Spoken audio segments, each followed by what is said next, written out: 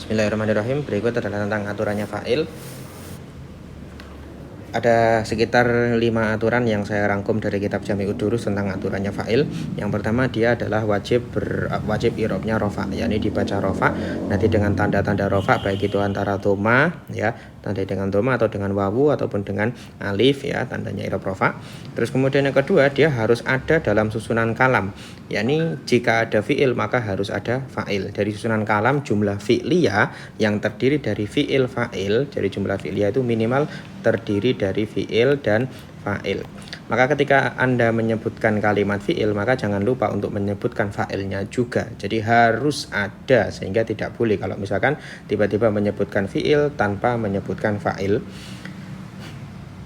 Nah, misalkan sehingga seandainya ada sebuah contoh tadi, misalkan al-mujtahidu yanjahu, misalkan al-mujtahidu yanjahu. Nah, di sini ada sebuah kalimat fi'il mudhari' yanjahu. Nah, ternyata di sini tidak ada, di depan kalimat fi'il yanjahu ini tidak ada kata-kata atau tidak ada kalimat lain. Maka tidak ada fa'il di sini. Bukan berarti seperti itu. Nah, apabila tidak ada fa'il atau tidak ada kalimat isim dhohir yang bisa menjadi fa'il di setelahnya kalimat fi'il tersebut, maka fa'il tetap ada. Ya, fa'il tetap ada. Nah, bagaimana? Maka fa'ilnya di situ adalah berupa dhamir yang tersimpan yang dikira-kirakan berbentuk lafadz huwa, dan ini merujuk kepada lafadz yang ada di sebelum kalimat fi'il tersebut. Jadi ketidakadaan lafadz di depan fi'il ini tidak kemudian lantas menjadikan tidak ada fa'il begitu. Karena nanti fa'ilnya akan berupa dhamir yang tersimpan yang dikira-kirakan bentuknya huwa dan kembali pada lafadz yang ada di sebelum kalimat fi'il. Dhamir inilah yang menjadi fa'il. Jadi keberadaan fa'il dalam kalam atau dalam jumlah fi'liyah harus ada. Selanjutnya poin yang ketiga, fi'ilnya boleh dibuang apabila sudah ada yang menjelaskan atau sudah maklum kira-kira. Ya, jadi ada seringkali ada kalimat isim yang di situ menjadi fa'il, padahal tidak ada kalimat fi'il. Ya, artinya fi'ilnya dibuang. Ya, karena memang sudah ada yang menjelaskan. Misalkan dalam sebuah pertanyaan misalkan ada orang yang bertanya, man ja'a. Ya, man ja'a, siapa yang datang? Kemudian Anda mengatakan atau menjawab Sa'id. Ya, Anda menjawab dengan kalimat Sa'idun. Nah, di sini Sa'id adalah menjadi fa'il dari kalimat fi'il yang terbuang. Kalimat fi'ilnya yang terbuang itu apa? Kalimat fi'il yang terbuang adalah lafadz ja'a, ai ja'a Sa'idun. Nah, di sini keberadaan ja'a yang dibuang itu sudah ditunjukkan atau ditunjukkan oleh pertanyaan ini tadi. Jadi ini sebagai sesuatu yang menandakan atau menunjukkan keberadaan kalimat fi'il ja'a yang dibuang dalam kaitan jawaban Sa'idun. Ya, jadi ada pertanyaan man ja'a, dijawab dengan Sa'idun saja. Sa'idun ini menjadi fa'il. Fi'ilnya mana? Fi'ilnya dibuang berupa lafadz ja'a. Kok tahu kalau ja'a? Dilihat dari bentuk pertanyaannya. Jadi bentuk pertanyaan ini tadi adalah yang menjelaskan atau sebagai qarinah bahwasanya ada fi'il yang dibuang dan bentuknya adalah ja'a. Oke, baik. Nah, berikutnya adalah aturan fa'il yang keempat, yaitu fi'ilnya tetap mufrad meskipun fa'ilnya tasniyah atau jamak. Ya, ini adalah ada sedikit khilaf yang jelas dari seperti antara Kufah dan Basroh, tapi kita pakai pendapat Basroh, bahwasanya fi'il tetap mufrad meskipun fa'ilnya itu tasniyah atau jamak. Nah, contohkan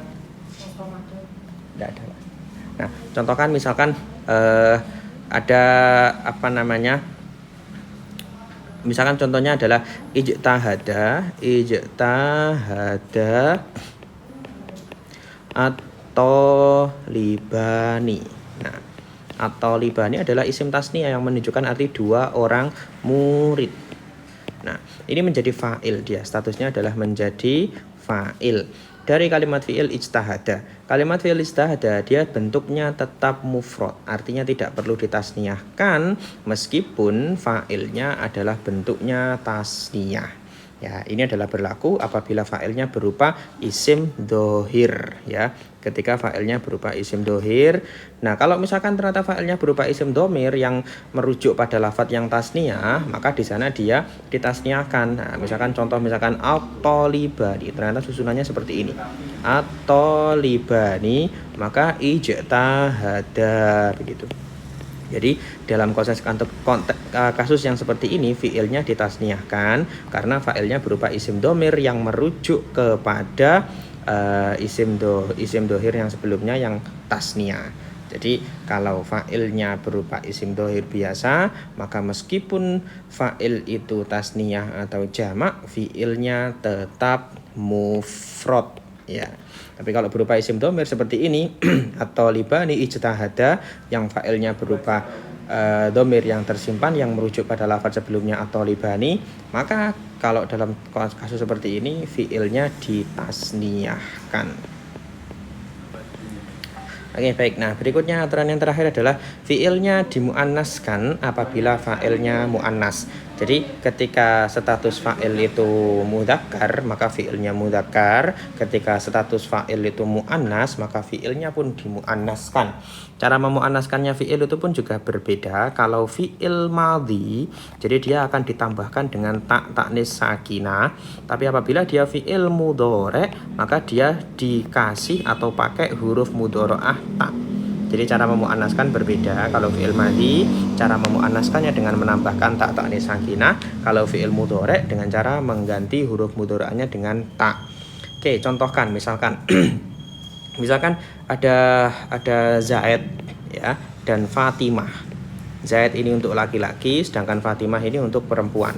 Nah, misalkan kita buat fi'il madhi ja'a. Nah, yang ja'a itu adalah Zaidun. Karena Zaid ini mudzakkar atau laki-laki, maka ja'a fi'il madhi tetap dalam bentuk normal, tidak perlu ditambahkan ta ta'nis sakinah. Ya. Nah, tapi ternyata kalau yang datang itu adalah Fatimah, maka fi'il madhi ini perlu ditambahkan ta ta'nis sakinah, dimuannaskan menjadi ja'at Fatimatu. Begini. Nah, kalau misalkan contohkan fi'il mudhari' masih dengan Zaid dan Fatimah. Misalkan untuk fi'il mudhari' yaktubu. Ada fi'il mudhari' yaktubu, menulis. Kemudian yang menulis di sini adalah Zaid. Karena Zaid ini adalah mudzakkar, maka yaktubu tetap dalam bentuk mudzakkar juga. Ini fi'il mudhari', yakni huruf mudhari'ahnya masih menggunakan ya. Nah, tetapi ternyata pada satu waktu itu yang menulis adalah Fatimah, maka yaktubu fi'il mudhari' ini dimuannaskan dengan mengganti huruf mudhari'ahnya menggunakan ta, sehingga dia menjadi taktubu Fatimatu. Jadi intinya tentang mudzakkar dan muannasnya fi'il dan fa'il itu dicocokkan. Apabila fa'ilnya mudzakkar, maka fi'ilnya tetap mudzakkar. Apabila fa'ilnya muannas, maka fi'ilnya dimuannaskan. Dan cara memuannaskan kalimat fi'il tadi seperti ini. Fi'il madhi maka ditambahkan ta ta'nis sakinah. Contoh misalkan ja'a menjadi ja'at. Kalau fi'il mudhari' maka dengan mengganti huruf mudhari'ahnya dengan ta.